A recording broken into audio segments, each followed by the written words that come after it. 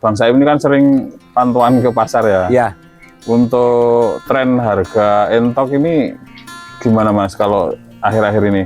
untuk akhir-akhir ini ya, mengingat kemarin tahun baru harapan dari semua peternak bisa mendongkrak harga, ternyata tidak. Penumpukan entok yang sehat ya juga di pasar lokal, yang sakit juga di pasar lokal. Begitu ya? Ya, permintaan tidak ada, ya sudah menumpuk dan jatuh harganya. Di lokal loh, tetapi kalau teman-teman yang kemarin saya sempat juga ngobrol sama salah satu YouTuber ya yang ada di Purwakarta, itu juga sana tidak mengalami penurunan harga karena apa? Beberapa teman-teman pengepul sudah kontak langsung dengan Jakarta.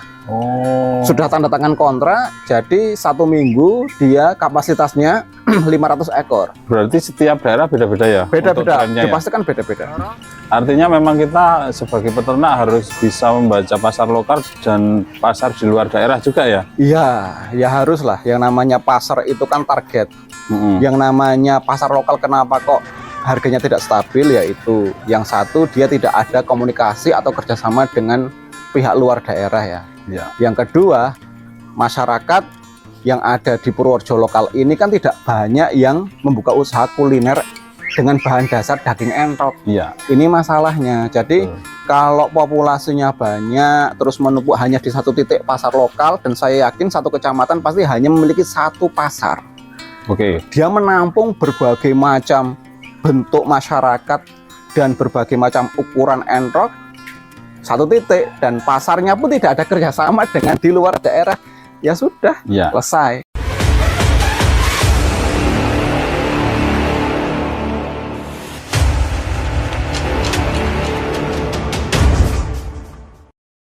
Halo, assalamualaikum warahmatullahi wabarakatuh. Hari ini saya mau ambil indukan Rambon, guys. Ini masih perjalanan menuju Semawung Kembaran untuk mengambil indukan ya, indukan Rambon, karena untuk percepatan produksi, artinya untuk mempercepat produksi anakannya bisa lebih banyak begitu. Nanti juga rencana sekitar seminggu ke depan saya akan melakukan rehab kandang ya, khususnya untuk petarangan supaya produksi telurnya maksimal, kemudian anakannya fertil begitu ya. Jadi untuk pilihannya cuma ada 2 itu guys, untuk penambahan materi kandang, kemudian perbaikan petarangan. Oh ya, satu lagi ini apa namanya, mesin penetas. Oke, kita sudah sampai ke lokasi tempatnya Bang Saib. Ini koleksi entok-entoknya, dan itu rambon-rambon yang rencana saya mau ambil. Untuk populasi sudah berapa ini Bang Saib? Ini berkurang banyak. Kemarin diminati beberapa teman-teman yang ada di lokal. Ini sekitar 40 ekor. Dari berapa? Awalnya kan hampir 100 ya. Hampir 100 ya? 100 ekor ya. Oke. Ya karena memang ada beberapa yang tertarik dengan entok pedagang ya. Ketika saya tawarkan yang jumbo asli, dia tidak kuat untuk yang namanya harga. Terus saya kasih contoh, ada beberapa memang hasil ternakan yang saya silangkan dari rambonan untuk betina, dan saya silangkan dengan jantan jumbo. Hasilnya seperti ini. Percontohannya usia 4 bulan. Ini ya yang putih gede ya. Oh, gede itu. Nah, dari beberapa teman-teman melihat sudah ada hasilnya, maka mereka minat yang mintian, yang kecil, yang kecil-kecil, tapi hasil silangan antara jumbo, jantan, dan rambun betina. Oke. Itu. Mas Bang Saib ini kan sering pantauan ke pasar ya. Ya. Untuk tren harga entok ini gimana Mas kalau akhir-akhir ini? Untuk akhir-akhir ini ya, mengingat kemarin tahun baru harapan dari semua peternak bisa mendongkrak harga, ternyata tidak. Dikarenakan ya mungkin satu, musim tanam, bekatul jarang dan mahal. Jadi masih musim tanam, belum musim panen. Jadi untuk harga bekatul masih mahal ya. Musim tanam bos.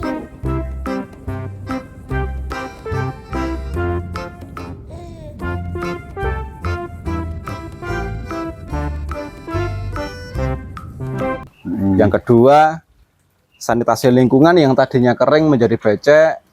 Beberapa teman-teman peternak lokal yang tidak bisa mempertahankan kualitas pakan, yang terjadi endoknya terkena flu, Rentan penyakit rentan ya. penyakit seperti itu, dan dijual ke pasar. Yang satu sisi endoknya besar-besar, gemuk-gemuk dan sehat-sehat, dia tidak bisa menemukan pakan yang sesuai. Katul jarang sekarang. Ya. Ada yang kasar, jual. Jadi penumpukan entok yang sehat ya juga di pasar lokal, yang sakit juga di pasar lokal. Begitu ya. Ya permintaan tidak ada, ya sudah menumpuk dan jatuh harganya.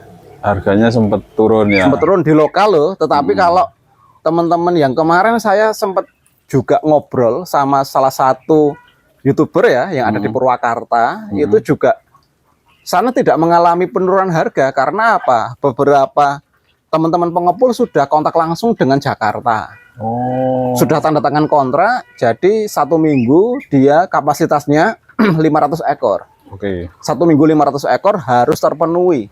Ya. Makanya imbas dari situ bisa stabil harganya. Mungkin kalau di lokal Purworejo gitu ya, Jawa Tengah yang masih kecil, tidak ada industri ataupun tidak ada sekelas kampus, itu ya harganya jatuh.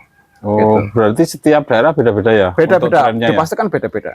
Beda-beda. Bayangkan saja dari Cirebon dan Tegal kemarin sampai telepon saya, menghubungi saya lewat nomor HP pribadi, sampai Purworejo, sampai Kebumen, dia mencari apa namanya harga entok, mencari entok untuk potong gitu. Saya tanya lah, mau dilempar kemana? Ke Jakarta karena sudah terlanjur tanda tangan kontrak 1 tahun.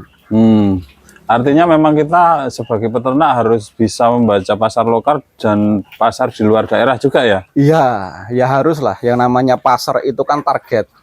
Yang namanya pasar lokal kenapa kok harganya tidak stabil, yaitu yang satu dia tidak ada komunikasi atau kerjasama dengan pihak luar daerah ya.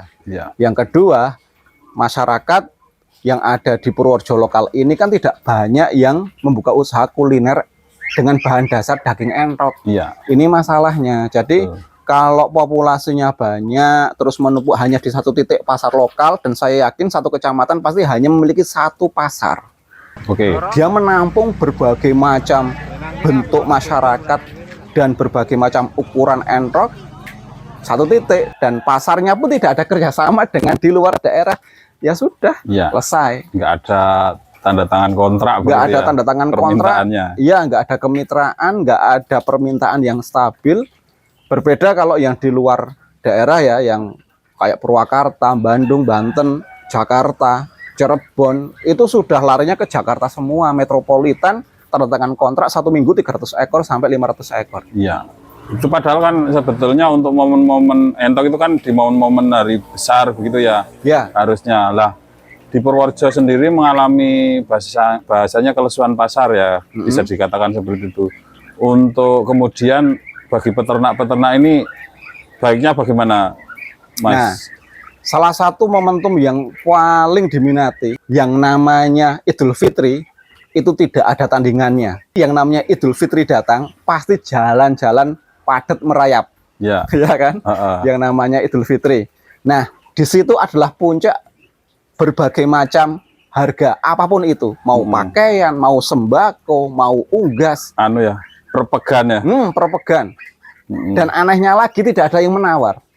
Katakanlah ada beberapa entok ini di pasar yang tadinya 150 pasti jadi 350 sampai 300 lah, 350 ribu paling mahal itu, dan yang banyaknya itu 300. Nah, momentum itu yang imbasnya saat ini adalah permintaan DOE entok. Banyak banget permintaan untuk persiapan DOE entok, itu ya. untuk persiapan 3 bulan sampai 4 bulan ke depan menghadapi Hari Raya Idul Fitri. Jadi kalau saat ini entok masih harganya turun, ya memang kita akui Satu sisi cuaca juga tidak mendukung, musim tanam juga baru dimulai, pakan juga jarang untuk ditemukan. Yang kedua, tetapi para peternak jangan usah khawatir, tahanlah entok teman-teman semua di kandang. Yang belum memiliki entok, ya persiapan pembelian DOE untuk dibesarkan 3-4 bulan ke depan menghadapi Hari Raya Idul Fitri itu akan jauh lebih baik. Oke, siap.